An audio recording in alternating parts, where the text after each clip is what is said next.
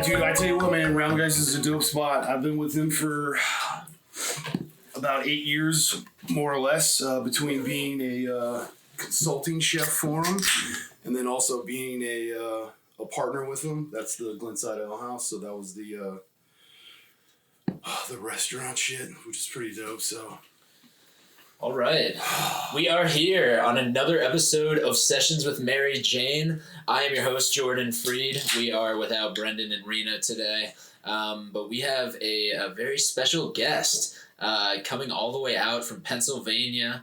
He has an illustrious history in many different fields that we like here on Sessions with Mary Jane, but I won't give away too much of his story. Currently, he has a show, a podcast, and we will get the name of that podcast. I don't know if it's called The Philly D Show or it's called something else. I'm telling you. I'm telling you, with Philly D. Yeah, it's Tellin apostrophe. There's no G on that. We're not telling.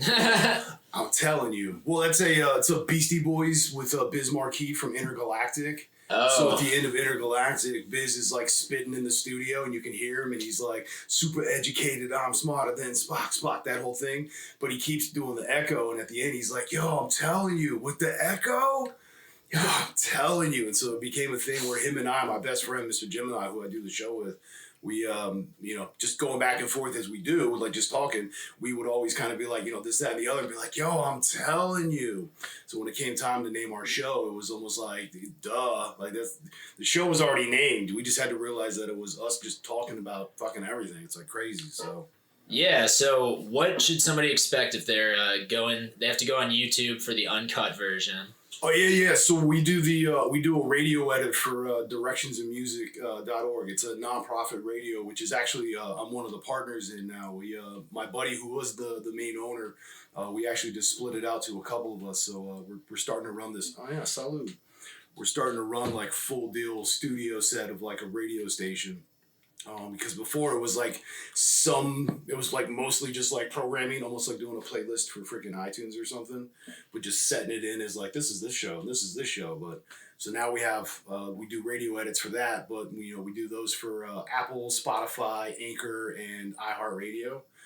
But yeah, the YouTube is, you get to see us actually in studio, sometimes with the guests, sometimes it's a video call, but I'm a sound engineer by like old school standards, so my audio quality is usually like through the roof, no matter what. So are you like trained in that, like you used to do it a lot, or you just have become a professional from your craft? Not formally trained, but I have read the books that they use for the different schools that actually will give you degrees in this and whatnot. So yeah, it's mostly hands-on, but also messing with the right people and reading the right literature and then practicing what you've read. So and years of doing it. I mean, decades I've been doing music. Oh wow, cool.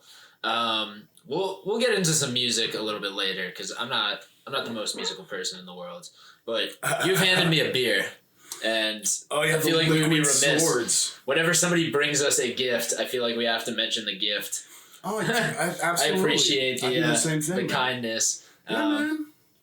In the Sessions with Mary Jane, this is a very good IPA. I'm not a big IPA person, but what's funny? This is Round Guy's #1 seller, and as a 9.6% double hazy imperial IPA, Liquid Swords, like, dude, you would think it'd be a beer that only beer snobs or IPA specific people would like, but this is literally their #1 selling beer.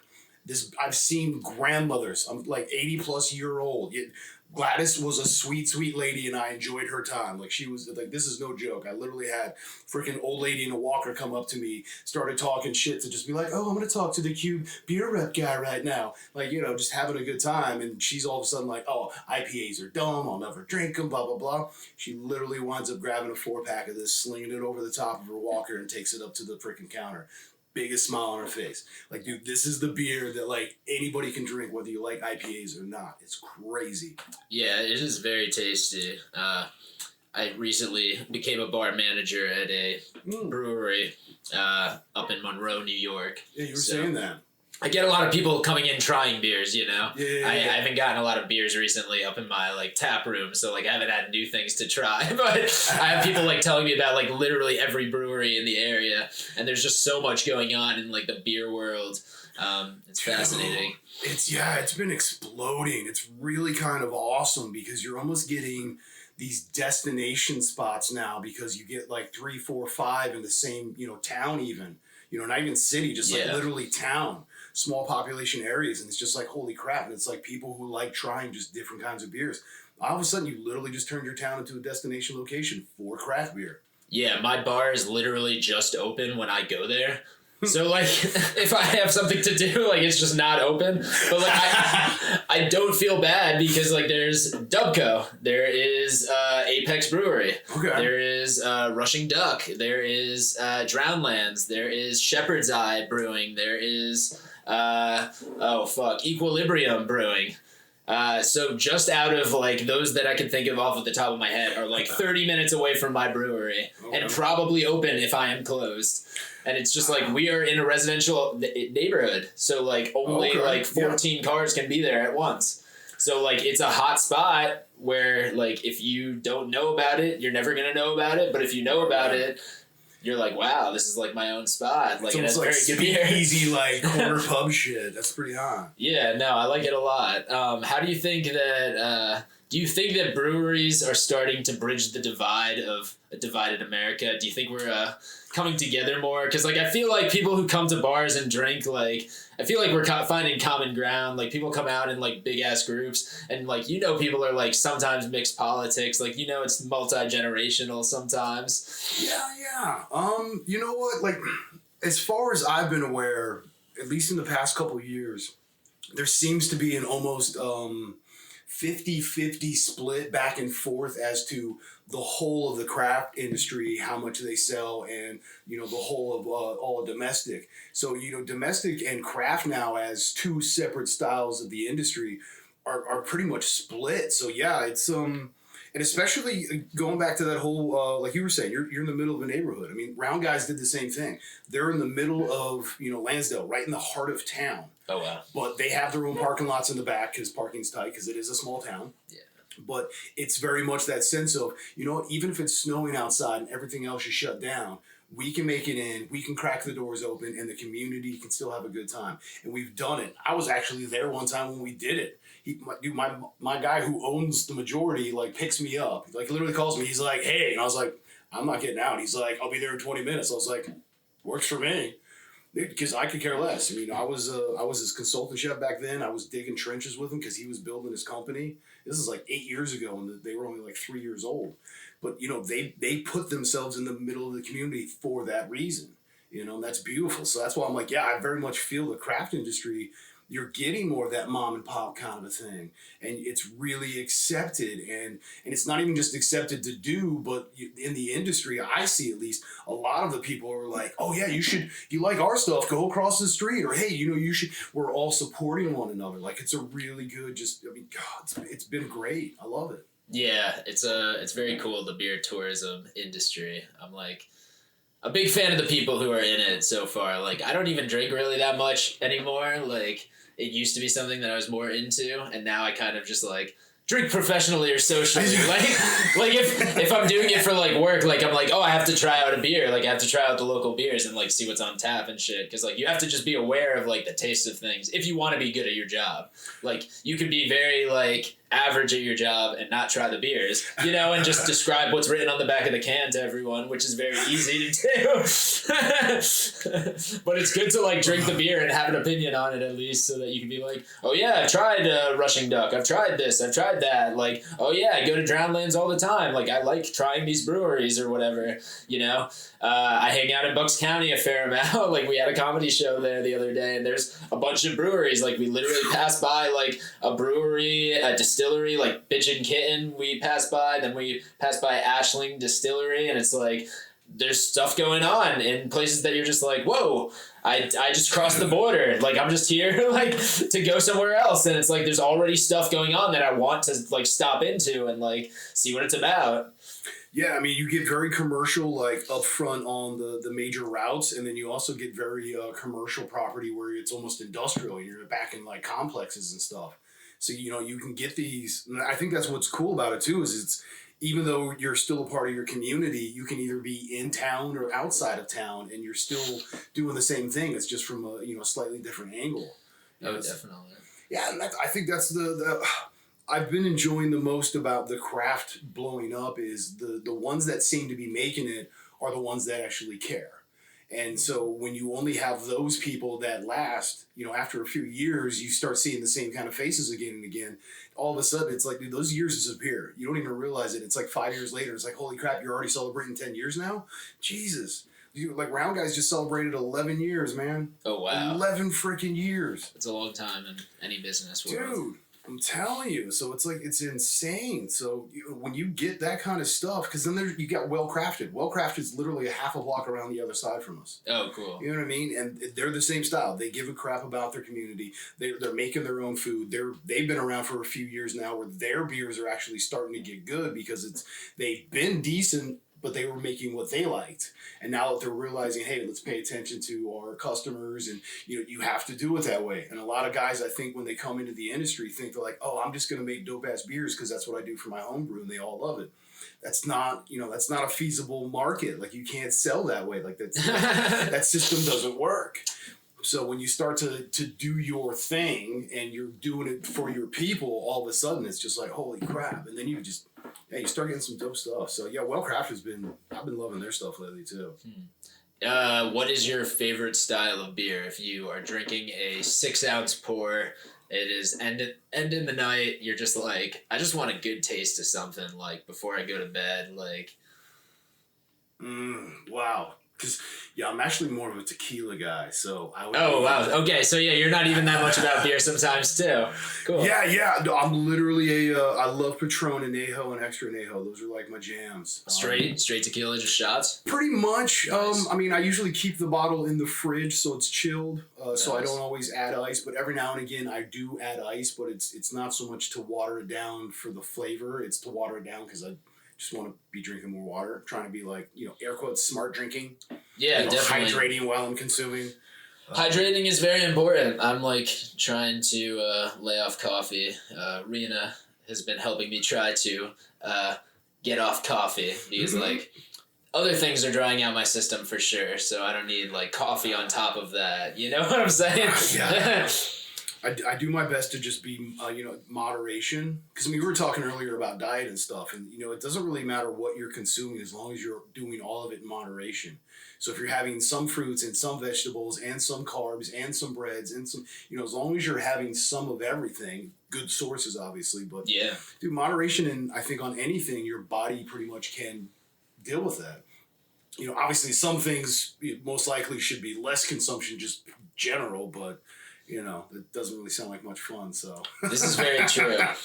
So let's take it back now. You said that you've had a little bit of a musical career. Since we're talking about fun, where did that start and where did that take you? Oh, so I was 8 years old. My mom was like, you're going to learn to play piano just like her mom did to her when she was a kid. Was just like, all good children know how to play a musical instrument, and piano is the most sanctified instrument. It's like... Truth. Yeah, to some degree, I can agree to that, because between the pipe organs and whatever else, or, the keyboards, like, it's very churchy, gospel, like, preachy, good kind of. So, yeah, piano was my thing, which was great because only getting that formal education for, I think, like a year and a half, 2 years, which my piano instructor, believe it or not, was Ronald Reagan's drill sergeant. So in boot camp, Ronald Reagan was his freaking, so it was kind of hilarious. But yeah, learning that was awesome because I then got into guitar around like 13. Oh, nice. And I was able to translate reading sheet music for piano and where the keys were on the board to the relation on the guitar, because I'm very spatially minded. So like, I was saying earlier, I have this movie screen that's literally in my head. Like, it's just how it works. My brain's just like always projecting stuff to me. But being able to see how things work in that fashion, it only made my thirst for music that much more.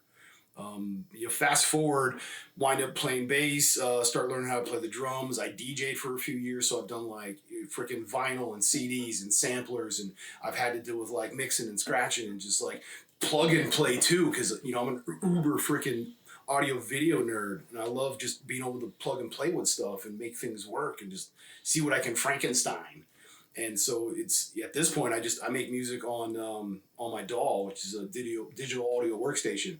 But I also use that for my podcasts and stuff because again, I'm a sound engineer. Yeah. So it's not so much that because I make beats and stuff. I got another channel on the YouTube called All Things Philly D. Because it's me and what I do. So I make like fall asleep fast videos, chill lo-fi, hard hitting 808 stuff, but very DJ minded. So I do like remix sounds almost where it sounds like I'm chopping stuff up because I love chopping stuff. So yeah, at this point now, 20 plus years of just messing around with music. Now I just make it for fun and try to mess with other cats that like. So I'm doing some collabs now, which I can't talk about honestly, because the album hasn't dropped and it's on the backside. But yeah, I got some fun, cool stuff in the works right now. What do you work on, like software wise? What do you use? Oh, my platform, FL Studios. Huh. You know what's funny is I actually used and I used the cheap version, the $200 like the base model. And I make banging stuff out of it, but it's because I know what I'm doing. Because I get those books, like all the stuff that I've been reading and practicing, is built for all of music. What the different frequencies are and why, and what the tunings are, and all of the different effects you can use and what they're really doing and the root from it when they had to make it mechanically and now it's all digital stuff. So it's like, I've learned the history and I've done my reading. You know what I mean? Like that's just to me that's how you learn something is you got to do the respect, see the work, do the work yourself, and then try to add to it. So, have you always been a reader? So I don't like reading other than like dry academic bullcrap. Like I read books about music theory, quantum physics, fiscal policies, foreign policy, what the economic systems and like just how everything works. I want to read like statistical data and peer reviewed papers and stuff like that. But yeah, so I'll put my hands on that. But you give me a book of like, oh hey, like. No, I don't read for fun. I read for education, which to me is fun though. So yeah, that's still reading for fun. Yeah. What's something that you taught yourself how to do from reading?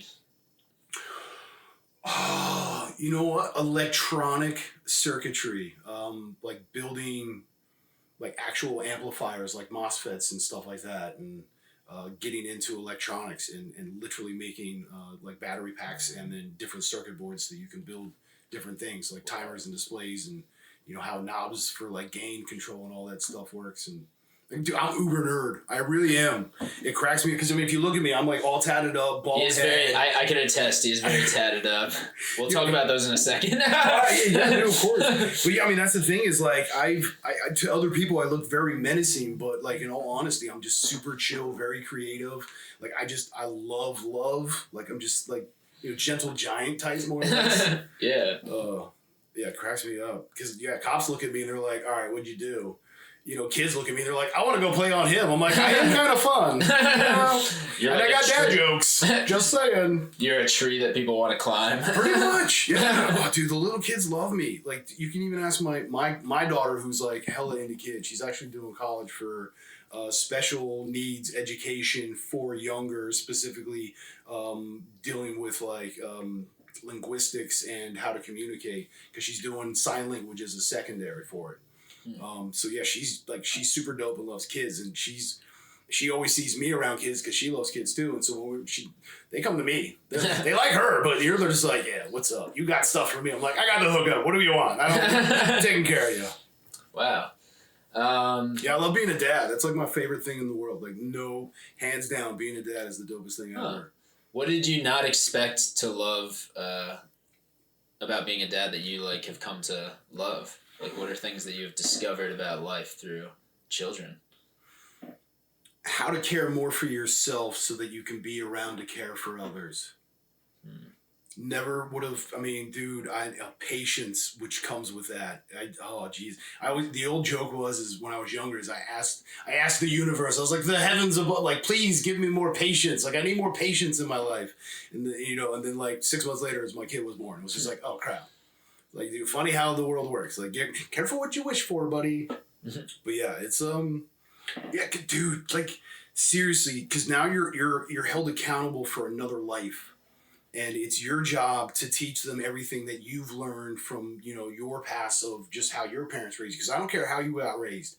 You can say it was good, bad, whatever. Other people can say good, bad, whatever. It's what you learned from your past that makes it what it is. And it's how you can take that education, those lessons, and move forward and be the better you. So, take any and all opportunities. It doesn't matter how horrible or decent anybody can see it as. Forget any of those, signifiers of what it is. Like, forget value any of that. Your experiences are your experiences. Your lessons are your lessons. Learning those lessons and applying them are the only way to make yourself a better person. It's the only way it works. Wow. Very profound. Yeah. I do that sometimes. I don't have kids yet, but obviously, I'm always thinking about the both sides of the coins. Yeah. And honestly, that's another thing, because if you're the thing I always said after having my kid and my friends, because I had mine really young. I was early 20s when the first one came out, and I wasn't in a place to understand what it was until, having it. And so then, my friends having theirs 6-8 years later, and they're coming to me freaking out. They've been known for a month. They're like, okay, we're pregnant. And it's just like, all of a sudden, they're just like, oh my God. I'm like, here's the deal. It's like, I'm going to be honest. The fact that you're this freaked out and the kid's not even born yet, pretty sure you're going to do a good job. And they all have. And really, I say that about anything, though. You just have to give a shit. It's that freaking easy, man. Yeah, it takes love and care. Let's shift up a little bit. Yeah, man. I hear that you have a little bit of a green thumb as well. And I kill everything that I grow. So I was curious if you wanted to talk at all about your growing habits and how you have become more of a master grower in your life. Okay, how about this? Why don't you ask, because you and I on the side, I've expressed a few things and given you hints and knowledge of, so I've told you some stuff, but hinted toward others. How about you ask me a question that you kind of piqued your interest, and if I can answer it, then I will do so. How about that? Can I talk about Okay, yeah, we can talk about that. I was wondering a little bit about your experience growing God's green herb, the Mary Jane. So I guess because there's several stories to it, but the easiest way to say it is when I was super young, 19, going to my GP, my general practitioner, my family doctor, and talking to her about having joint issues. Now, growing up, I had what would be air quotes described as growing pains. And so it was typical for my knees or my elbows or to have some sort of almost arthritic feeling because it was growing pains. But come to find out, 19, I kind of stopped peak growing. I hit 6 foot and just stopped there. Just you go no further, which is hilarious because everyone else is 6'1", 6'4", or whatever. So it's I should have been at least a couple more inches, but I'm still having these pains, and it's these are they wake you up in the middle of the night. I have insomnia and everything else. So I'm talking to my doc, and we start running through the gambit. All the pharmacultures, pills.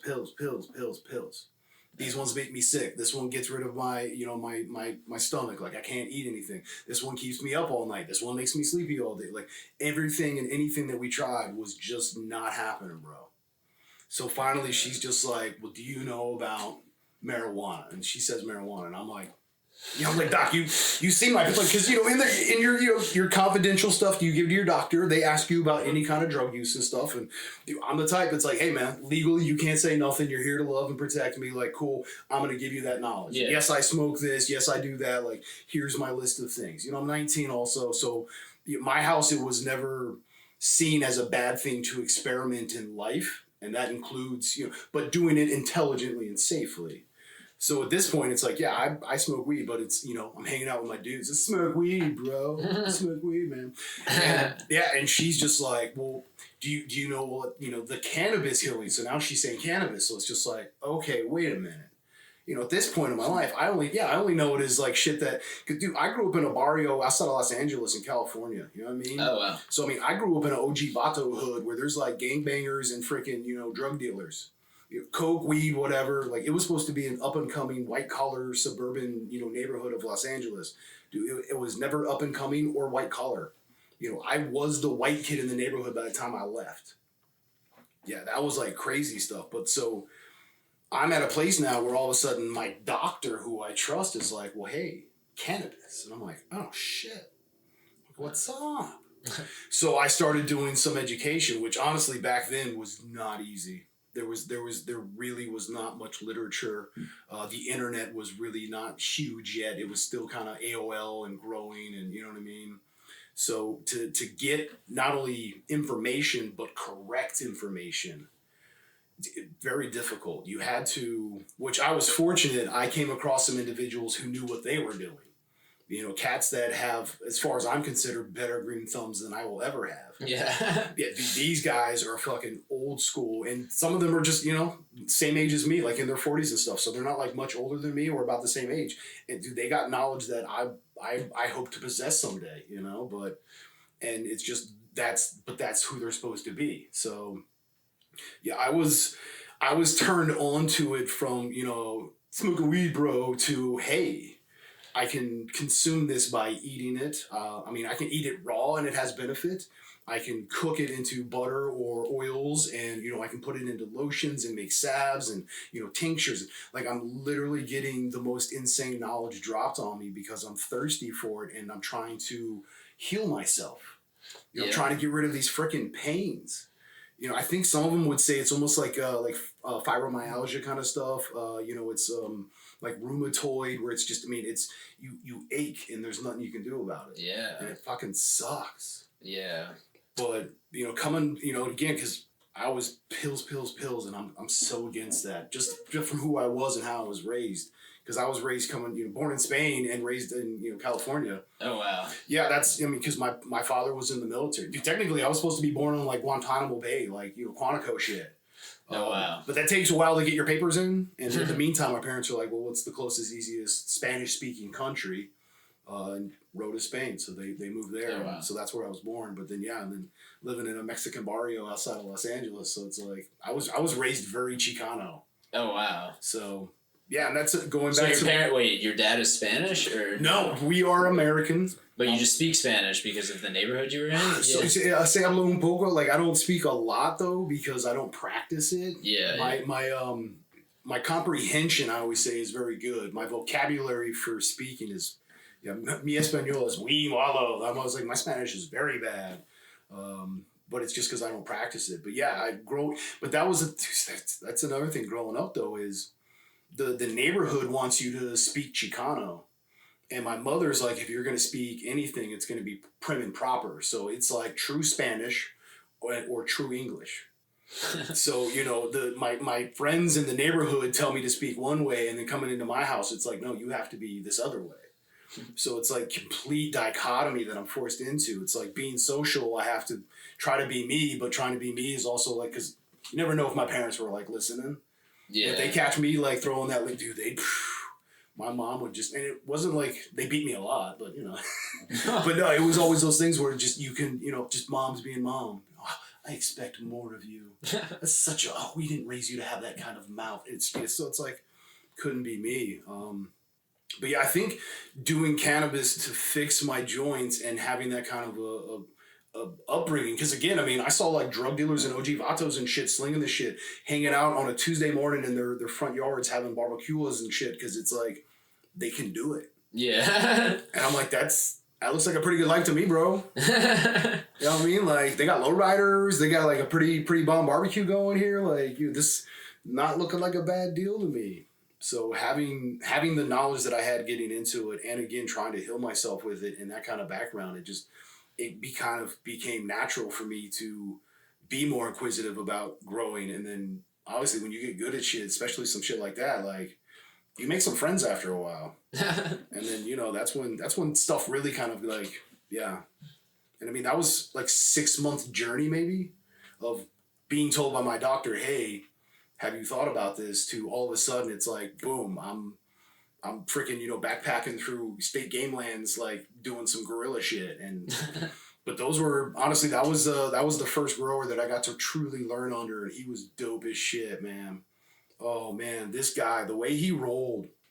I mean, if you want stories, dude, I got stories. Yeah, no, we'd love to hear whatever you're willing to talk about. Yeah. And we can also put part of this behind a paywall also if you want to do that. We can do either way. If you have more secretive stories for our subscribers. No. But we could go either way, yeah. Well, I'll say, how about this? I'd rather you talk about right now stuff that you're open to the world knowing, and then, yeah, we could talk later if we want to talk later about some other stuff. Yeah. Yeah, okay. Well, so, I mean... all right, I won't get into specific, because dude, yeah, he was not only did he have the green thumbs and like double, I mean like 4 of them on each hand kind of shit, like dude, he knew what he was doing. And the reason I know this is because, again, me being very inquisitive, I love knowing how things work. That's why I got into like electronics and stereos, and I mean building stuff from the ground up from scratch. You know, I was also raised, in the Mexican barrio. It's like, dude, anytime I went to a friend's house, Abuelita's in the kitchen and she's making sauce or something. And I'm in there just like, what you doing? Yeah. Just being a nosy little kid. And so my mom started teaching me to cook when I was like 8. And then again, all the neighborhood grandmothers and stuff. And so I love knowing how things work. So, I'm trying to think of where I should start the story on this. I'll give you the quick facts. So there's 8 of us helpers, all carrying backpacks, and then our main guy, which I'll call him Pete. Pete sounds like a good name. Yeah, that's a great name. Pete is his name. Pete's the man. And backpacking for 6.5 hours. With nothing on you, because I mean, dude, you got stripped at the van before you get in. Dude, blindfolded, 6.5 hour drive too. Like, dude, it's insane. This guy he knew what he was doing. Mm-hmm. He built a crew of trust, and there was a reason for it. But so, just to give you an idea of like, dude, this is some serious shit that this guy was into. Also, he would only run individuals once only. Like that was just his thing too. That's how he ran. You get one run, you're done. One session, you're out. I don't trust anybody ever. It's like you get one season with me and we're finished. I was the only exception that I'm aware of. Oh, wow. So again, because I'm very inquisitive, but I'm also very like childish about it. Because I'm just like, I'm thirsty for knowledge. I'm Johnny 5, I input. Like I want knowledge. And so because I ask for knowledge and not what seems to be understanding of what perception of power is. So it's not like I'm asking for information so I could possibly overtake you someday. I'm truly interested in what you're doing as a passion. Like I can see there's love here. Can we discuss some of these things? So I was very mindful of what I asked him, how I spoke to him, when I spoke to him. But yeah, the first time we're all breaking down our backpacks, 8 of us, and we all carried in different shit. So some of us have like clones, some of us have, vermiculites, some of us have fishing lines, some of us have deer scat. Like there's all these different things. And we wind up digging out a field, 100 spot, literally 100. And that was like the first one. Oh, wow. So you have to run, the one thing I learned is you have to, especially when you're doing guerrilla, is you have to run multiple sets because you're playing a game of numbers. Yeah. But this is also why you can't trust any of your crew past one season. Because if you want to run same fields, you can't even get a chance for them to possibly understand where you're at. Because again, dude, we got stripped at the van. You get none of your shit with you because you're going to be gone for a couple of days. Yeah, everything you need is with us right here, right now. We're done. Yeah, blindfolded, econo line, no windows. This is no joke, man. For real. Sitting on the floor like we're crossing the border, illegal alien kind of shit, but with blindfolds on and no electronic devices. And I'm like, this is still the time of like almost pagers and shit. Yeah. So, dude, quick little piece of one of the things I noticed as we were backpacking the first set, before we even, get to the whole unwrapping the backpacks and I find out what's in all of the other shit. He's got this, we're walking and walking again for like 6.5 hours. I'm just walking and walking. And you can tell you're walking some kind of circle, but not really. Like if you know what you're doing, you can pay attention. So if you have some sort of idea of how to like survey land and keep your wits about you, like military kind of shit. As well as if you have this little green and black old school kind of digital display giving you position coordinate things, and I'm like, what the? So now I can see him. He's just on occasion just keeps pulling his shit, and it's like normally that'd be like compass and map or whatever, and it's like no, homeboy's got tech on him, and it's like I've never seen or heard of this shit yet. Right? So here I am, like 19, growing up in a military family. Most of my family's also like law enforcement. We all more or less lived out in California, where it's been all of this shit's like been cool as can be, and I got family and whatever that like probably grow and smoke and blah. Nobody gives a shit anymore, right? Oh yeah, for sure. But that's also why it's very interesting for me to hear these stories, because like obviously I am a generation younger than you. So, like, weed has been very okay for the most part. Obviously, people still shame me for smelling like weed and shit like that. But, like, outside of that, it's very chill, like, in my circles. And, like, also I'm in, like, artist circles, I guess, mostly. So, like, of course, it's always been, like, okay in those circles. But, like, it is fascinating to hear these stories of just, like, the people who fought to get it to this point. Because, like, somebody had to provide weed for the country, and somebody was providing weed for all of these people who were like, hey, I smoke it, but I'm not going to say I smoke it. Like, I'm going to do it in secret. And it's like so many people have been smoking weed in secret for, like, generations and generations. And it's like, now they could all smoke out in the open. They could all get their edibles and have their, like, oh, yeah, we're all going to get schwasty at the Allman Brothers cover band. Like, but it is like these crazy stories of like the people and their competitive turf and like getting to this point. And like I've watched like the Sasquatch documentary on Hulu. I don't know if you watched that. I mean, which one? Because there's a bunch, honestly. I mean, we're talking Bigfoot. It's the one. It was like the one that was about the Humboldt County one that was like on a weed farm, and it was like a documentary basically about like this murder that he was like, I don't even know if it actually happened. Like it was just like a crazy fever dream. Murder Mountain? It might be titled. That was like different. A mini series one. I think that was like 6 or 8 episodes where they were talking about how people just disappear on Murder Mountain. No, they were not talking. This is different. This is like one murder. This is just one. This is just a singular. But I mean, this Murder Mountain was kind of that area. Well, it was one. It was like one specific one that kind of almost jarred this instant investigation that had been lacking almost, because all of a sudden this one parent just becomes from like Australia or something, gets like overly concerned, only knows that her daughter's been in this area as the last known of anything, so of course it's her only point of contact.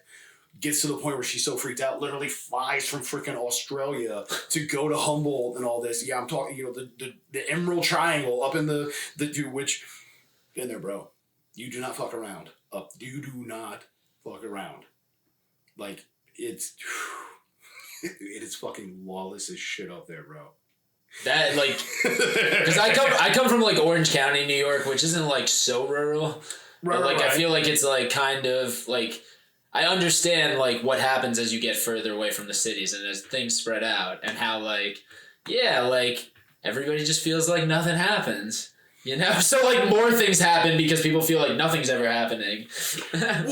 But I will say this, and especially growing up in the neighborhood I did, the few things that I've been privy to as a really awesome thing in my life is I've really had great examples of what it is to be loyal.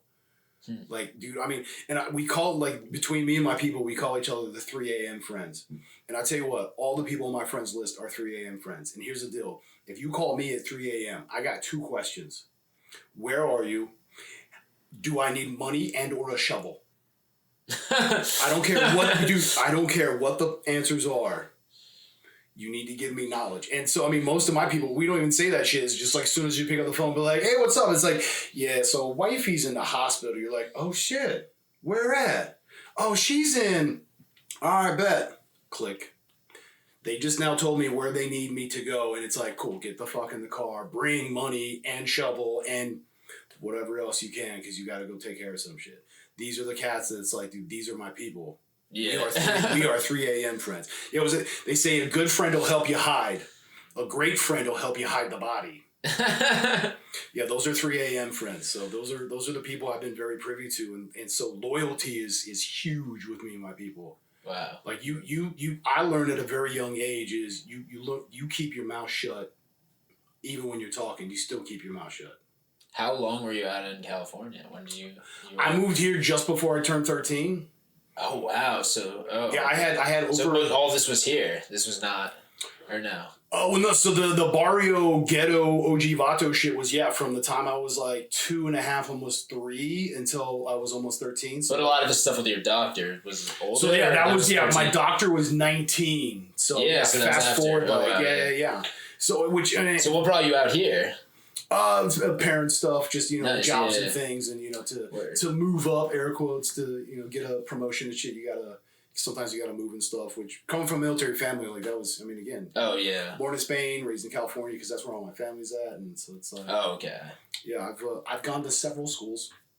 It's cool. I've done private and public. It's I've been afforded a lot of really dope opportunities the more and more I look at my life. And that's why I say I think all of us have these experiences and opportunities. It's just whether or not we're willing to look at it, see it for the lesson, enjoy it for what it is. Because that's the thing, is it's great to learn something, but if you can learn from it and like become happier and smile more, like if you literally just become a happier, light and love soul, dude, it sounds as cheesy. It's like, that's what I look menacing, but I'm like a fucking tree huggy, hippie type, where it's just like, dude, peace, love, and harmony, man. Like, for real, because we all can do that. But you have to take care of yourself first. Like, you really do got to dig deep. What do you do for your self-care? Meditation. TM or just regular meditation? So it depends. I have a couple of different. I have what would be more defined as like prayer, which to me, meditation is the same as prayer. You're just focusing on a single idea. You're clearing everything out and making this just a single idea that you're focusing on. So whether it's you're asking for blessings or being appreciative of the day, like, dude, these are things that meditation are, but these are also things that people that are praying do. So they're one and the same, and people don't really see that. But yeah, so whether it's me just having my affirmations for the day and connecting with all the stuff around me, the heavens above, the earth below, and all that which is around us, which is like the angels or the spirits, or because I don't care what you believe in. Dude, science, religion, isms, all these things define these different energies or entities. No matter what they are, they all have a definition. They all have a signifier placed on them. And then a connotation built around it, which is unfortunate because we should dispensing knowledge impeccably, where it's like, this is just what it is. There's no bias on this. This is just, if you want to call it something, here you go. Sorry, that's the best I got. Because when you put it in certain terms, you're putting an automatic bias, or you're giving it a connotation, which could be either trying to pump it up or push it down. And it's like, we should all be being impeccable with ourselves and our thoughts, so that our actions are impeccable, which impeccable just means being the rawest, honest, most succinct expression of that thing, whatever that is. Nice. No, Sorry, I totally agree with that. I'm just like, I'm getting hypnotized by what he's telling me, and I'm just like, oh shit. I didn't mean to bring a room down, bro. My bad. Shit, that is real. No. It's good stuff.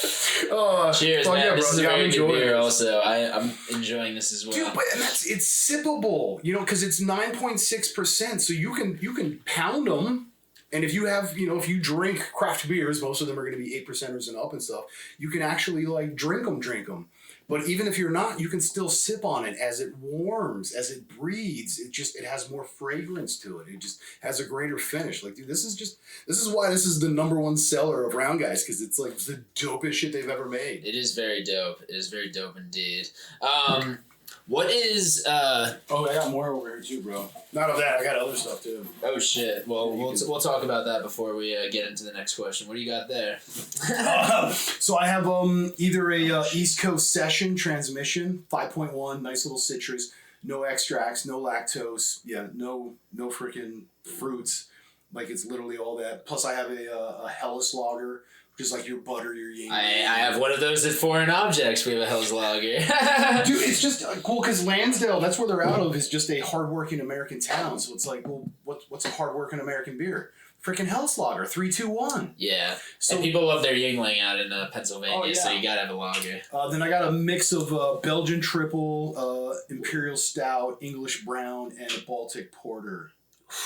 Could I get one of the dark? Yeah, something dark. Oh, dude, yeah. I'm the a dark Baltic Porter fiend. is going to be a heavy coffee. It doesn't have coffee added. It's just the tone. The Imperial Stout is a lighter coffee with a little bit of like creamy tone. The English Brown actually has a little bit of vanilla and cinnamon, almost like unsweetened Baileys. Okay, let's do the English Brown. God damn it. I drink Smithwick's every opportunity I get, so I feel like I'm more like red brown area. Plus it's Christmas in Hollis, which is a Run DMC reference. Oh my goodness. Yeah, they do musical references too, because the owner Scott's dope as shit. He's a massive audiophile, so he's got this massive music collection in his brain. He just loves naming shit because he's also a dad, so he's got corny ass dad jokes. So his names for beers are just freaking spot on. Liquid Swords, Jizza from Wu-Tang, after, because that was the thing. People don't know this, man. Wu-Tang, all right, so Jizza, the genius, was actually the genius. Did, I think, 2 albums. Different label. Joins Wu-Tang. Is now Jizza, or Jizza the genius. Does, 36 Chambers. Once 36 Chambers is done, I mean, RZA did it smart. He got all these people hooked up with freaking independent solo deals. So Jizza, now the genius, does his first album after joining Wu-Tang as Jizza, or Jizza the Genius, and it's him and RZA doing Liquid Swords, which is still to this day one of the most amazing hip-hop albums ever, along with 36 Chambers. It's like RZA did back-to-back damn near. Like, dope producer, really good dude. I mean, typical like Adam Sandler type where it's like, I made my shit, but I brought my family with me kind of stuff. Like, that's dope as fuck, man. Hell yeah. No, it's cool. Wu-Tang is for the children. On my, one of the other podcasts I produced, Young Black Suburban, they actually did a podcast in Newark with, Dupre Kelly. Do It All. Okay. And he was like in the Lords of the Underground, like hip hop group. Yeah. And like, fucked around with like Method Man and shit like that. And it's just like, hearing all of that like old school hip hop shit is also very cool for people of my generation. Again, because it's just like hip hop is very different now because I think the internet has kind of taken over and it's just very. But see, it's very algorithmic, But my people would call that rap music. Yeah. Rap music is about the industry. Hip hop is about the culture. All right. Yeah. For real. Because that's the thing. Hip hop is it's the 5 elements. Dude, it's emceeing, it's breaking, it's graffiti, it's education, which is like one of the hugest parts of it. Because it really is about like uplifting and like, I mean, dude, it is education. Because this is what I love about music. So, all right, going back to the whole music thing. Yes. Dude, I've had such an affinity for it. I mean, I got raised on West Coast rap. Hell because, yeah. I mean, I'm growing up in 80s, West Coast, outside of Los Angeles. Like, all right, picture this. I'm 8.5, almost 9 years old. I'm like 4'6", short little, but dude, I am freaking brown as shit because I'm in California and I'm always out in the sun. So yeah, I look like a little northern Spanish kid. I'm blonde hair, blue-eyed, but dark as hell. Yeah. Well, that's why they, once they stopped kicking my ass and had respect for me, they stopped calling me like Blanquito and like Puto Maricon and like all sorts of stuff and started calling me Wedo. Dude, Wedo is like when you acknowledge that one cousin who's like a little lighter than everybody and you're like, hey, you're kind of thin in the blood there, bro.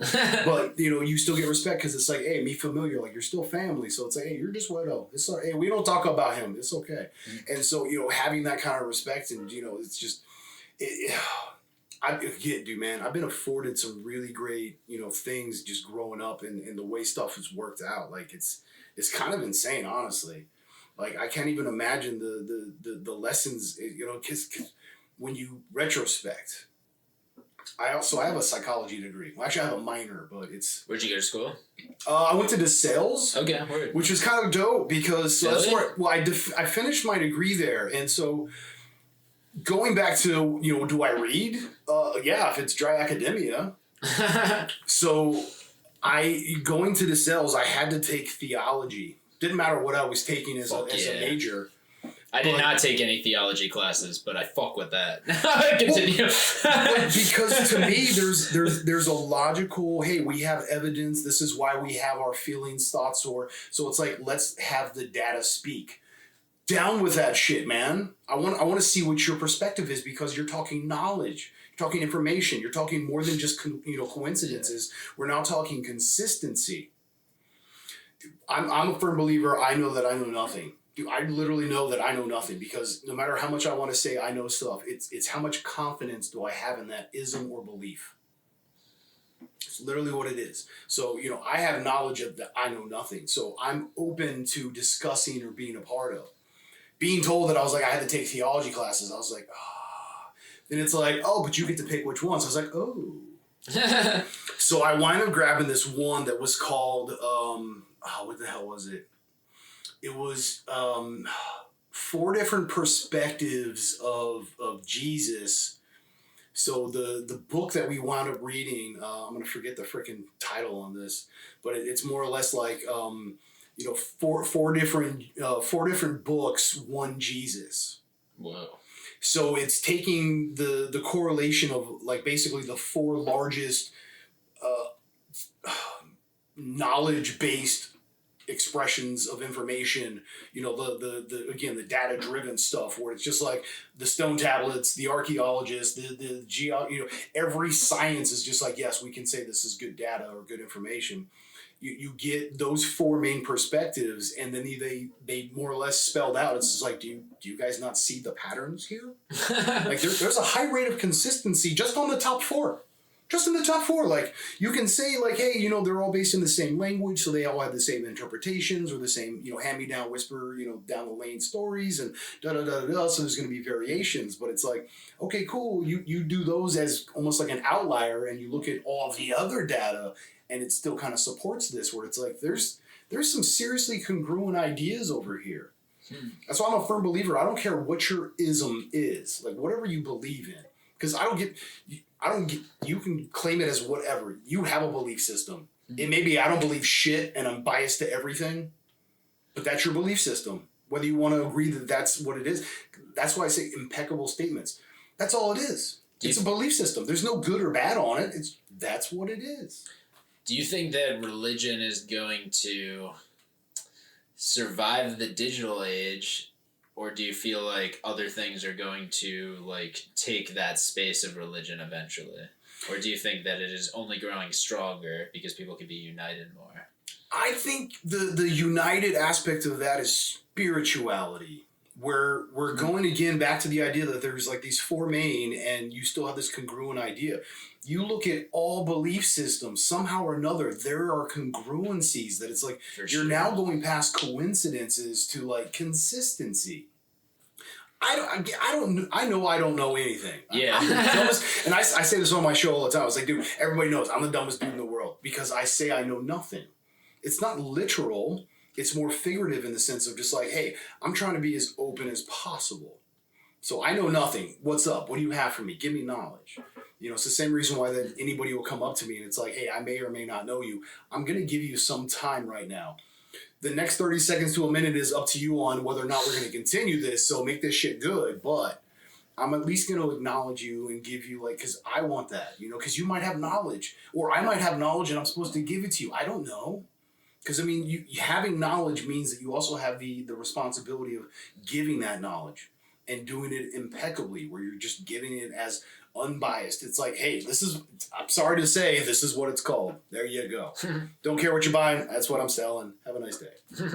So, do you think that the religions were inspired by some rye that had some ergot on it, or some mushrooms? All right, so here. Or do you think it just came from like literally just creative people, or literally just people who were breathing a lot and meditating a lot? Yeah. So, and this is where I go to. There's so many different stories because you also get like stoned ape theory.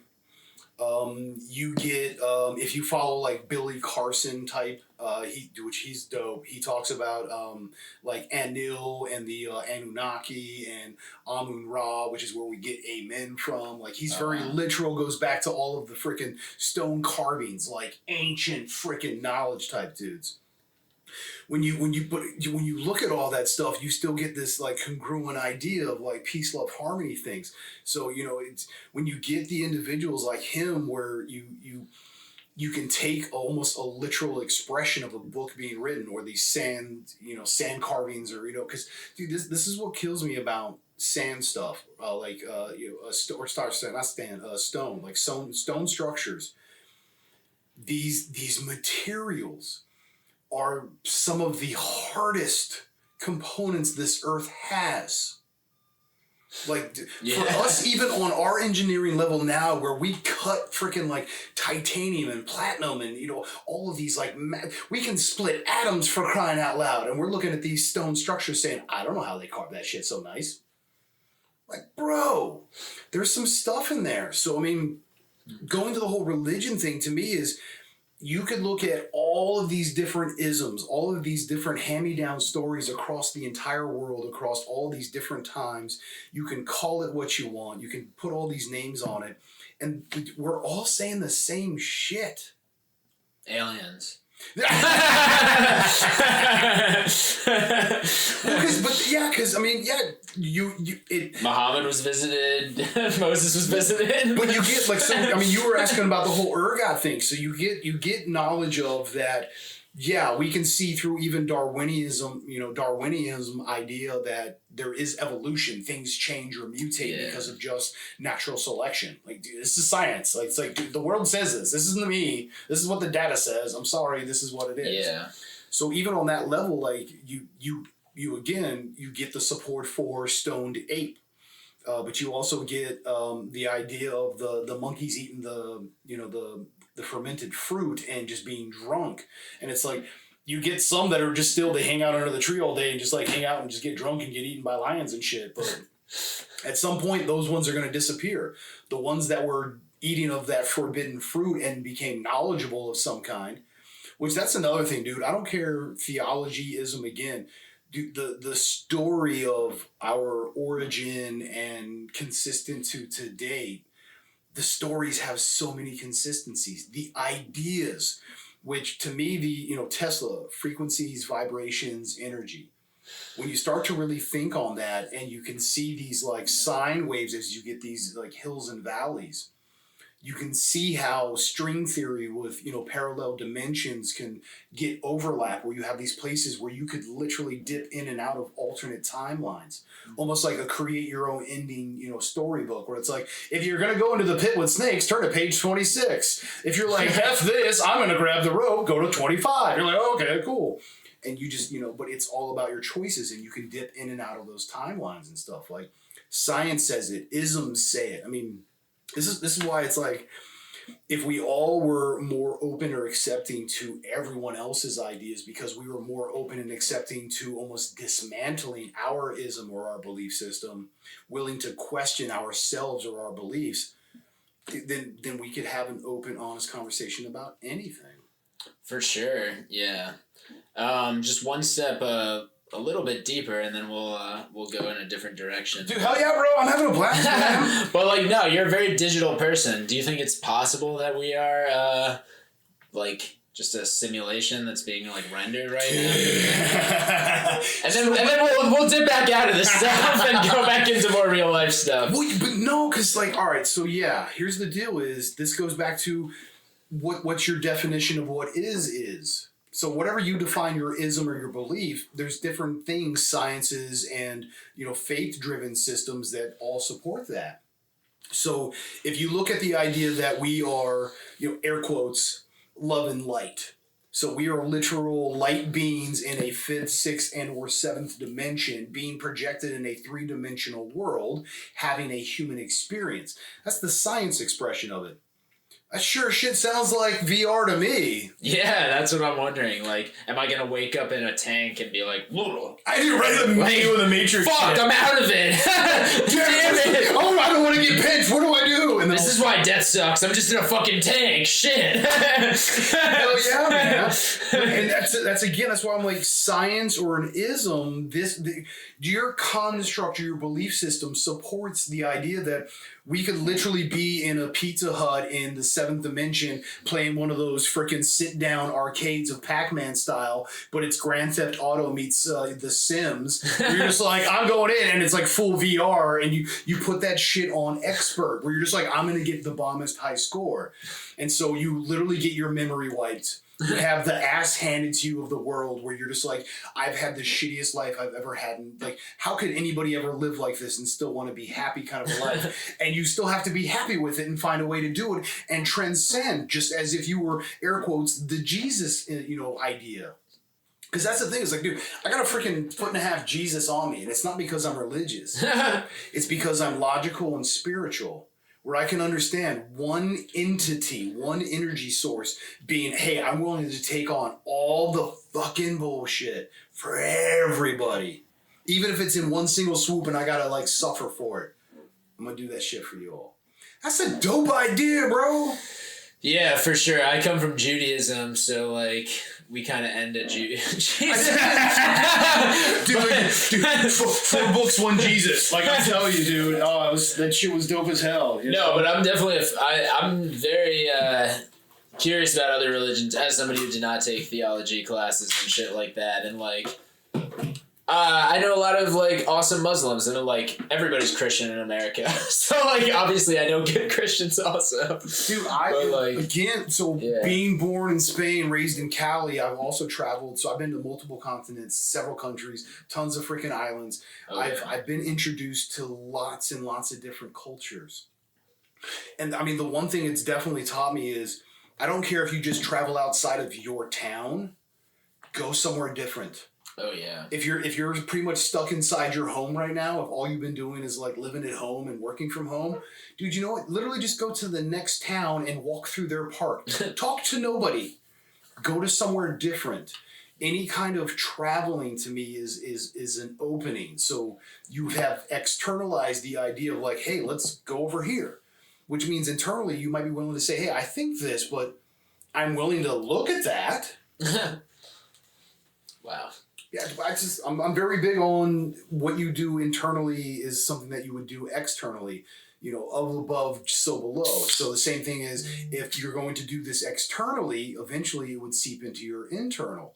So it doesn't matter what actions you're taking, as long as you're moving towards this idea of peace, love, and positivity for all things, eventually you'll have it for you in all things and you'll just be making much better choices. Yeah. No, I totally agree with the peace, love, and positivity message. And I think that is something that everybody can get behind. I was just going to... And it has no propaganda or agenda other than just like, dude, be good to yourself, be good to everything else. Like, it's that fucking easy. Like, I always say it is, don't be a douche. That's the positive way of saying it. Be good to yourself, be good to everything else. That means love yourself internally, love everything externally. Hell yeah. Up above, so below. I don't care what you read. Isms, different books, tarot, the Torah, the Quran, the Sanskrit, like, dude, Egypt, all of them tell you the same thing. Love yourself, love everything else. This is very true. I remembered what I was gonna say. The sessions with Mary Jane and the Roundhouse. Round Guys. Round Guys Brewing Company. They're actually they just started. They met with a new pub. Name of Roundhouse, because it's funny you said that. That's hilarious, because they just signed with a new set of partners to run the front of house, but the brewery's still doing their thing, because we do actually. I'm their sales rep. I do a ton of freaking contract, man. We get a lot of like one-off specialties and like private label stuff that we've been doing, as well as helping out other breweries, man. Yeah, I gotta get some kegs over at my brewery. Dude, we can make that happen, man. No, I know. We'll talk off pod with that. Threaten me with a good time. See what happens. But I remembered what I was trying to say before, that like your beers, and your great Lord, the Green Goddess, marijuana, have prevented me from getting to this point. But you are also into film, so I want to know what your top 5 films are, because you have very interesting views of the world. So I feel like you must have some very crazy views of the film world as well. So I would ask you, can we differentiate are we talking top 5 as in like island selection of, hey, you only have 5 movies you can take with you, what 5 are these for all of eternity kind of thing? Or is it like, hey, what's your top 5 because they're the most enjoyable or intelligent, or have the big, so there's a differentiation. 5 movies that define you, like what movies 5 movies would you define me? Yeah, 5 movies that because there are movies that I love, and there are movies that define my personality, because like we are all influenced by culture, and we all define ourselves and make up our character that we play every day in this like acting that we do. I think that gives some insight into how people tick. Barry Gordy's The Last Dragon. Okay, wow. Bruce Lee's Enter the Dragon. All right. This man knows respect. Discipline. Very much. But then Richard Pryor and John Candy Brewster's Millions. Okay. Always and Forever, because this is my absolute number one, so I don't care what list it is, it's always going to be in there. John Hughes' Breakfast Club. Okay, fuck yeah, that's something I've seen. Dude, I could talk for years about Breakfast Club. Fuck John Hughes on top. Dude, I could talk just Breakfast Club forever. And then a fifth. Dude, it's got to be Killer Clowns from Outer Space. Damn. See, this is why I ask these questions, because we get answers like this. So, are you like a big horror guy? Are you like an anything guy? I'm a big B-rated cheese as fuck dad joke shit kind of guy. Yeah, so Bruce Campbell, Evil Dead, freaking The Hand with the chainsaw. All that kind of stuff. But even like 1970s freaking, Chainsaw Massacre. We actually had Mark Scheffler, who was in. He also is on our podcast. Dude, he's dope as shit. He's very cool. Yeah, it's. Dude, we talked to Robin Williams for like 45 fucking minutes with that dude. Honestly, though, yeah, that's like the cool thing is like you realize that these are all humans. Like the legends were humans, and like there were humans that were around them and doing the same things. Like same things in different ways. I guess you could say, because like obviously Mark Scheffler was not Robin Williams, but like. He was in those circles. Like, we also interviewed Larry Hankin. I don't know if you've talked to him. Dude, he's actually going on the show February 2nd. So his new book drops February 1st. The first he can talk is February 2nd. I get him February 2nd, like, that fucking morning. But that man has, like, he is, like, a Forrest Gump of, like... He's a Forrest Gump of, like, the life he's lived. And, like, definitely go back to that podcast if you haven't listened to our sessions with Mary Jane with Larry. Dude, Larry Hankin is fucking dope as shit. I guarantee you, if he's talking, you want to listen to that shit. Yeah, and it's just like, it's wild, but like, you see how like the generations kind of like the old tides become the new tides because like you're doing this stuff at a brewery and it's like there's good beer coming out of that brewery and it's like that's how you are relevant and like that's how an artist becomes like a legend is because you are a part of the other legendary things. Like Larry Hankin is legendary because he was around Bob Dylan and it's like they were friends and it's just like he is around people of that like monumental like status and like you have to be a part of like the cool shit that like lasts a while and like people like and people are there in the room and if they're not in the room it doesn't fucking matter, Yes. And like we're on Spotify right now or Apple or whatever, but it's like yeah, it's like people listen to us and they want to hear us and that's like being in the room. But it's like it's all about being in the room and like being a part of this and like finding the new culture because like you're not just gonna get it on your fucking phone. Like you have to go out of your house and like find like the new bands, the new comedians, the new films, the new shit. And it's like good that we're still pumping this shit. And it's like oh, there's good beer and like the good beer places have good events with the good people. This is what you're saying. All the same shit I was saying, but fucking a totally different way, which is what fucking life is about. Yeah. Again, we all have the same fucking experiences. We just look at them differently. That's why I was like, if we can all have the same idea of like, learn from what you're doing, take as much blessing and appreciation from it, you'll fucking grow and you'll be like, holy shit, I can't believe how much knowledge I have. And knowing all of that knowledge, as I call it, to be impeccable with it, just it's really more experience, things that I can differentiate stuff with and show appreciation. Because it's like, well, I've seen this, and that shit sucked, but this over here is pretty dope. So I'm glad I have this right here. But I always. Don't be a douche. It's the easiest way of saying it, but it's really just be good to yourself, be good to everything else. Like, you ever heard of the 4 Agreements, the book? Yeah. No, we have. Dude, be impeccable. Rule number 1, right? Take nothing personal, make no assumptions, and then do your best always. Yeah. That sure shit sounds like be good to yourself, be good to everything else. Because you're being honest, raw, and impeccable. Like, kind of hard not to live like that, bro. Wow.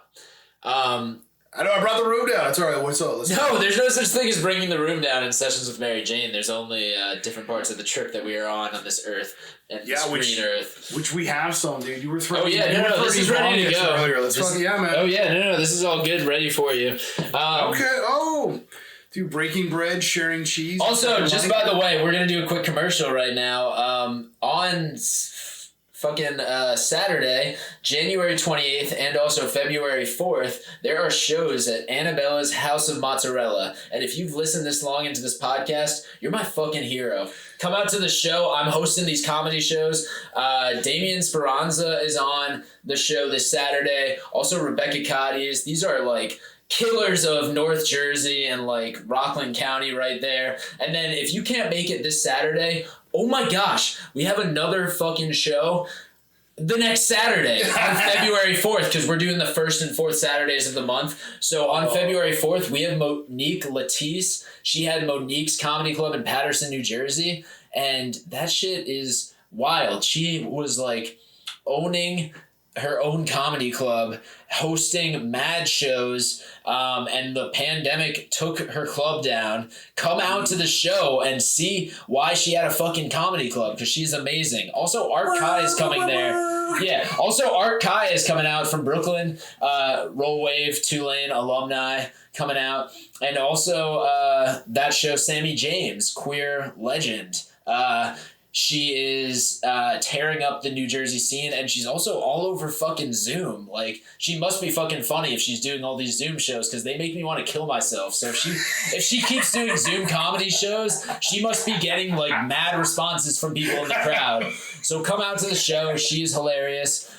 They are all hilarious. lnhstudios.com/shows. I'm going to grab a lighter. And this is also a great time for Philly D to just plug his podcast again, so that you guys could all take a break and just like subscribe to his podcast. Oh, you do? Quick. Yeah, I can shameless plug. I can drop as well as, yeah, I do agree. Just like you said, all the listeners, if you're still listening, man, me and my guy, Mr. Gemini, say the same shit. Like, cause we have an actual show called In the Green Room, which is literally us warming up in the green room before our live show. So it's literal. It's not like air quotes green room, like everybody's, getting smoked out and shit. It's the stories, because dude, when you're in the back room of the live venue, when you're in the green room, you're the family, the entourage, the act that's coming up, the act that's going to be on after that with their family or their entourage. Like, there's a whole hodgepodge of all these people that have all these amazing things that they talk about or do, and it's like they're just all back there talking. Like, hey, I went and got groceries this weekend, and freaking there's this old lady wearing this Raiders jersey, was like, what the fuck, eh? And I was like, go Raiders, and it's the dumbest shit.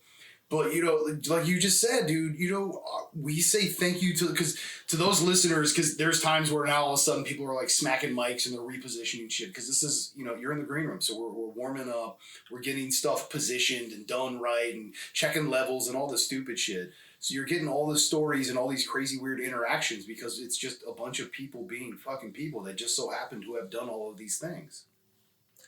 You get the craziest fucking conversations, man. That is real.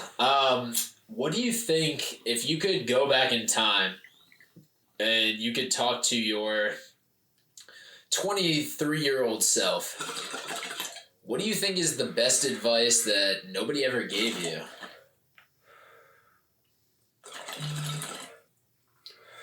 That depends on what you mean by like never gave me. Like literally never handed to me, like, hey bro, you should know this, or because I mean what do you wish somebody told you when you were younger? Yeah. I wish I would have. All right, so because you're at the end of kids, kind of like not the end of kids, because like it's a lifelong commitment, and it's fun to have like that connection. But like your kids are older now, so it's like, what would you go back in time and like tell somebody who is like, I'm 27, so I'm not even that fucking young, but like I'm still generally young. You said 23 originally, so the idea that came to my mind at 23 was that was a point in my life where I literally had the greatest realization or epiphany around the idea of loyalty, and I had great remembrance on being raised in that Ojivato barrio with the fucking gangbangers and the drug dealers and the lowriders and the barbecuas, like the living that kind of upbringing. If you're fortunate enough to find that tight knit, where again, everyone on my roster right now, dude, we are 3 a.m. friends. Yeah. If that fucking phone, because here, sure as shit, my phone is always on dead silent. There's no vibrate, no nothing. I check my phone when I want to. Yeah. That's my phone. It's not the other way around. My things don't own me. I own those things. And I have that separation because I have that appreciation where it's like, hey, I'm grateful I have this, but again, moderation. So, I mean, having that realization of loyalty at 23, because it came from self-reflection of just being like, fuck, dude, I was raised right. I did have good examples. I don't care, how you want to describe it, because again, these were gangbangers. I mean, these were murderers, dude. These are cats that did fucking hard time. They didn't go to county, bro. They went to state or federal. Like they were on a fucking 5-7 years, dude, whether it was good behavior or not. Like they went away, man, and they didn't say shit. Hard. Yeah. Like, dude, that's fucking loyalty, man. And whether there's money involved or not, dude, me familia, like we are family, dude. Loyalty is hard to get. So if you can find that tight-knit group, I don't care if it's 1 or 100, if all you keep around you is loyalty, you will be doing good and probably are already doing good. What do you think is the minimum transaction to get loyalty? To put it in the simplest... Because like that is... Sorry, just like... No. To put it in the simplest terms, transparency.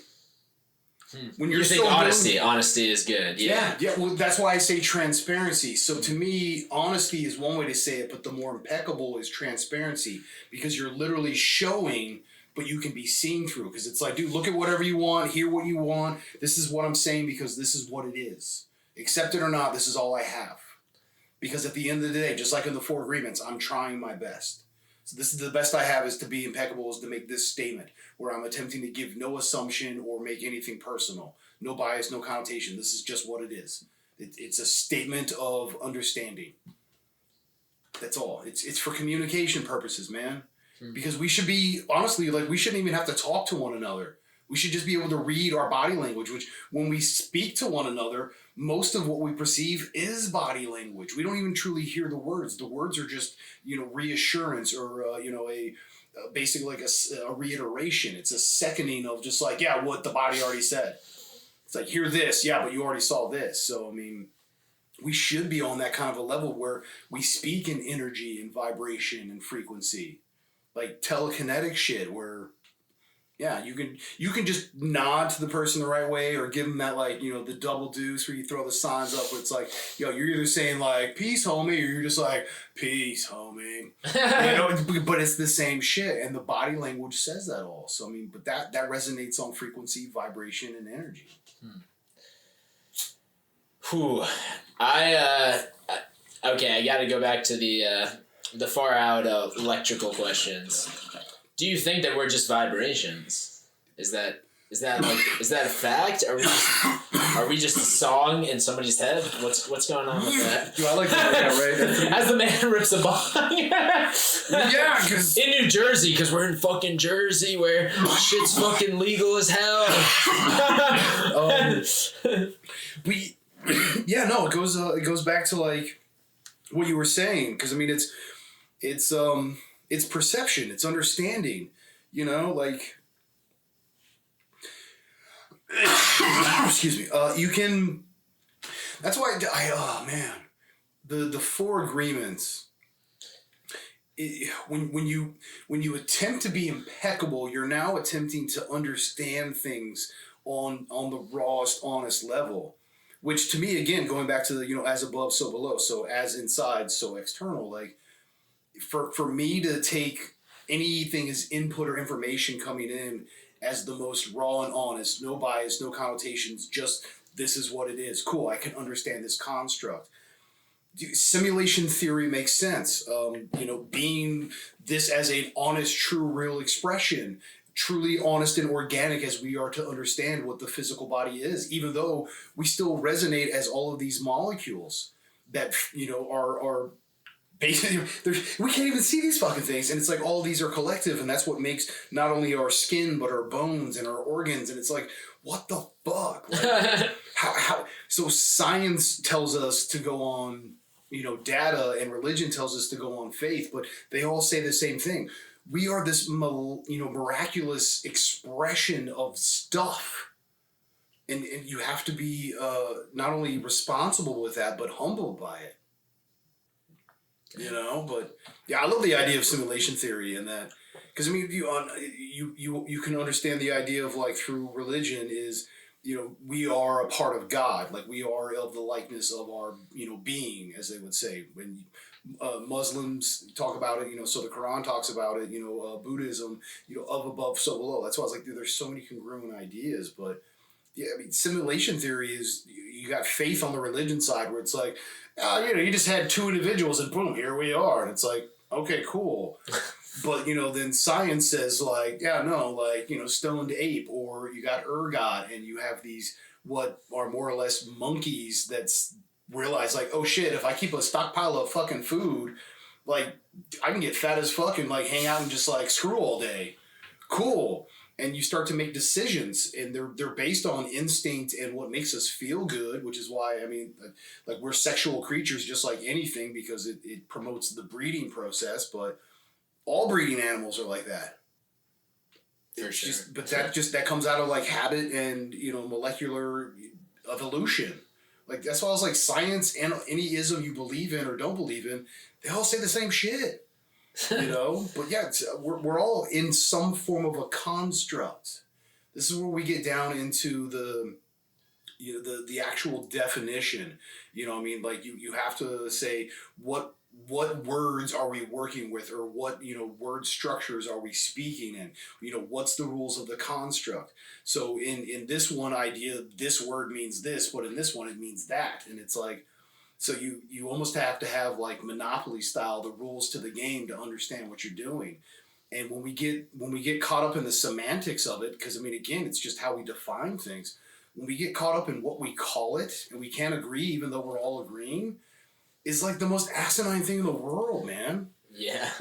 and I think this, no matter what system we're in, however you want to define it, that's like the biggest understanding is like, you just have to be you, be the best you can be, and just move on, and just hope you left the best example, and then just keep going. Like, we just have to, because all things continue. Matter can never be destroyed. It only changes. Right? Yes. The entropy of energy and shit, like, it just doesn't. For sure. I got a couple more questions for you, dude, bro. I'm all good. I know. This man is. I'm trying to give him a break, but he just keeps talking. I'm like, yo, I feel like you want to hit the bong. I'm gonna give you a break and talk through it. Please do. Yeah. We like touched on it earlier, but like, I just want to go back in a different direction. You got a lot of tattoos going on your body right now. I am a man who has literally 0 tattoos besides the time that I stabbed myself with a pencil in my knee because I hated math homework so much and I was self-mutilating myself, and I have like a black dot on my knee right now. But you have a lot of very good tattoos, and like, I'm always fascinated by people who have tattoos because that is not the culture that I come from. And I'd love to hear about how you came to tattoos and like what you have going on in your tattoo realm for the people who are at home who are not like looking at your tattoos, because they are like very colorful. Most people have black and white tattoos. This man invested in the full artwork, and there's a lot of like profound mystical imagery, some biblical imagery. There's a lot of different things going on. Oh my goodness, yes. And he said he has Jesus on his chest, but he's not going to show me that. Oh wow, yeah, he 100% has Jesus on his chest. And he has a car, lowrider. Fucking where he's born. Fucking goddamn. This man is literally a walking advertisement for himself. He is the fucking fulfillment of the simulation. But when did the tattoo journey start? Well, firstly, that's so at the deepest core of my tattoos, that's the expression I want to do. Is you could be at my funeral, open casket, which, I mean, I want to get cremated, ashes to ashes. Like, I want nothing to be brought back to this earth. Like, I need to transcend and move on, as we all do. Reincarnation is just a way to stay here and keep learning. You can tap out of the game at any time you want. You can just, stop playing, start new game. I don't care how many quarters it's free play. There's no quarters. You just keep praying. Play one player. But yeah, you can tap out and do it. But it's, I would say that if you were to see open casket, fully naked, just as I came into this world, as I'm now going out, it's just the opposite side of it. Again, differentiation. you should be able to see my tattoos and know me, know my life. Like, I should be a literal, as you said, walking advertisement of what I was. And that's really what they are. I mean, dude, I'm covered all down here. Oh wow, he has legs too, like, his calves. Oh yeah, no, he has flowers on his calves. He has I got like, a fucking taco on me and shit. There's like vortexes into the other dimension. Well, all right, so cool. Because I mean, with my tattoos, is the right side is hell, the left side is heaven, which is why you get love is suicide over here, but you get true love as a gift. It's the same idea, just completely opposite. Wow. Because to try to love something just because it is, you're going to kill yourself. Literally, figuratively, it doesn't matter. You're still going to kill yourself. That's suicide. Whereas to have any kind of honest, true, impeccable love, like a child's love, a mother's love, like, it's just raw. It's honest. There's no conditions. It's all acceptance. It's all love. Like, so I got hell on the one side, heaven on the other, but my back, and as you said, yeah, hella color, but my back, all gray wash. Oh wow. Because here's the deal, is on these sides, on these extremes, on these outsides, there's clear definition. It's very bright. It's very specific. You're either very bad or you're very good. This man has stained glass on his arm. Sorry, I'm trying to describe it for the viewers because they don't get to see all. Oh, yeah, as well as Mother Mary like figure. I got a freaking hawk because that's hawk is my spirit animal. Nice. Yeah, I believe in all that stuff. Plus, if you also see, I have the hand of man. Yeah. And then the hand of God, or the ultimate universe, which there's still some like clouds and shit like this. Italiano, yeah. Yeah, you do. It's very exactly. Fucking tattoo. But yeah, it's that where we of above so below. There's that connection where it's like, it doesn't matter how good or bad you think you are. We're all the same. We're all a part of the same simulation or game or construct or belief or ism. Like it's just, this is fucking what it is. Yeah, that's very real. Yeah, but then also, my on my right leg, I have koi fish swimming upstream, which Japanese traditional, which is also my back, because my back is actually a tree of life versus a samurai, which is a death dealer. Wow. And they're not so much like killing one another. There's no winning over each other. There's entanglement, yin and yang. Yeah. Id, ego, superego. Yeah. Right, wrong, in between. Heaven, hell, purgatory. I don't care what you call it. There is one thing and another, which is differentiation. It's up to us to be the balance in between. And my tattoos are an expression of that journey, as well as the things that mean the most to me, that are just like, anytime I deal with stuff like this, like tacos or lowriders they make me happy. I mean, I do aquaponics. I love just growing. Yeah. So having the fish on me, because I have shibukins and stuff, which are like, koi fish and things. So it's all of these things mean stuff to me. So yeah, my tattoos are very much like open casket, like, fuck, that dude lived good, eh? Like, there you go, bro. Well, Philly D, this was an honor to interview you. I'm sure our conversation will continue off pod a little bit as well. I'm okay with that. Thank you guys so much for coming into Sessions with Mary Jane. I'm sure on the next episode we will have Brendan fresh off his California sun and Reena back on the podcast. But thank you so much for Philly D for coming on. I never shameless plugged. On YouTube, you can youtube.com/@ ITY Studios. That's I'm telling you, ITY Studios. You can find us right there. We got everything. Plus, we're on Anchor, Spotify, iHeartRadio, and Apple. Plus YouTube, or not YouTube, but yeah, YouTube gives us the full video. Everything else is just radio edits. But yeah, all things Philly D, Facebook, But yeah, thanks, bro. I appreciate you, man. This has been dope as shit. Yeah, this was a very fun podcast. I will also be doing a home at home. I'm probably going on his podcast in the coming month in studio in Bucks County. One of my favorite places outside of places that I live, Bucks County, Pennsylvania. Do you want to talk to Bucks County, Pennsylvania real quick? Just what is great about, like, Bucks County has some shit going on. It's like a little secret. I'm like, to my girlfriend, I'm like, if we really want to, like, actually be, like, financially stable, we should just move out to Bucks County, Pennsylvania, because, like, they have a simpler way of life, and it's like, just like the stuff is as good as New York, but it's not as expensive as New York. You know what? I can say this about Bucks County is if you go from all the way at the bottom in the south, you get like Sesame Place to the north, which is pretty much damn near almost Dorney Park.